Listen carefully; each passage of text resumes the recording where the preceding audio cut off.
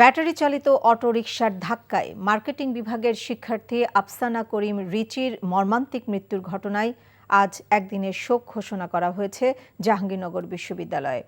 তার মৃত্যুতে গভীর শোক প্রকাশ করেছেন জাহাঙ্গীরনগর বিশ্ববিদ্যালয়ের উপাচার্য অধ্যাপক ডক্টর মোহাম্মদ কামরুল আহসান। শোক দিবস উপলক্ষে বিশ্ববিদ্যালয়ে আজ সকল ক্লাস ও পরীক্ষা বন্ধ, জাতীয় পতাকা অর্ধনমিত রাখা ও পরিবহন অফিসের সকল প্রকার যানবাহন চলাচল বন্ধের ঘোষণা দিয়েছে বিশ্ববিদ্যালয় কর্তৃপক্ষ।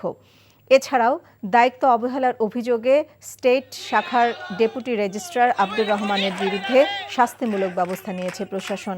মঙ্গলবার সন্ধ্যায় বিশ্ববিদ্যালয়ের নতুন কলাভবনের সামনে কেন্দ্রীয় শহীদ মিনার সংলগ্ন রাস্তায় অটোরিকশা দুর্ঘটনায় প্রাণ হারান 53তম ব্যাচের মার্কেটিং বিভাগের প্রথম বর্ষের শিক্ষার্থী আফসানা করিম রিচি।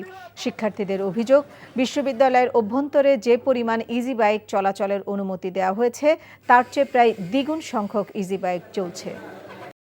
টাকা চুরির জন্য যদি আমার গলায় জুতার মালা পরাইতে হয়, তাহলে আমার শালীর সাথে প্রতারণা করার জন্য তোর ফাঁসি হবে।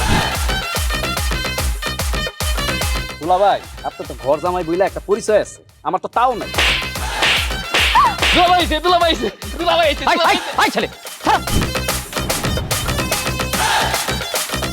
রাজনৈতিক ফ্যামিলির মেয়ে হয়ে ওই কাজ করবে। যারে পাবো হারে পিটামু, রক্তের নেশায় ধরতে, রক্তের নেশায়, কাঁচা রক্তের নেশায় ধরতে। তোমার এই পলিটিক্স আমার বাম পকেটে থাকে। পাতুদের বউরে ঝামেলা পাকাই। এই বেটাই, আমি তখন বিয়ে করিনি।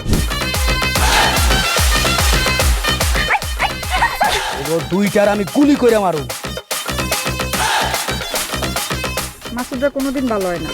আপনার পোশাক আশাক দেখে কিন্তু আপনার তালুকদার বংশের লোক মনে হয় না আব্বা, আপনার মনে হয় যে আপনি ফকির বংশের লোক।